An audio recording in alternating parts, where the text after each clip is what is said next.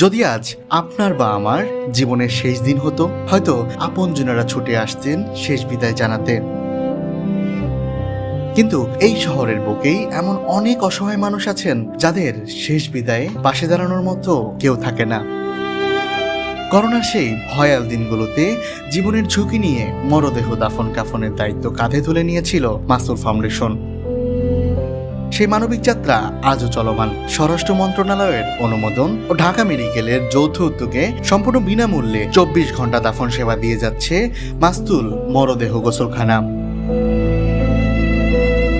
রাসূল সাল্লাল্লাহু আলাইহি ওয়াসাল্লাম বলেছেন, যে ব্যক্তি কোনো মৃতকে কাফন পরাবে, আল্লাহ তাকে জান্নাতের রেশমি পোশাক পরাবেন। কারো শেষ বিদায় যেন অবহেলা না হয়। অন্তত একজন অসহায় মানুষের কাফনের দায়িত্ব নিন। আপনার একটি ছোট দান হতে পারে পরকালে আপনার নাজাতের উসিলা। আজই শরীক হন মাসুর ফাউন্ডেশনের দাফন কাফন সেবায়।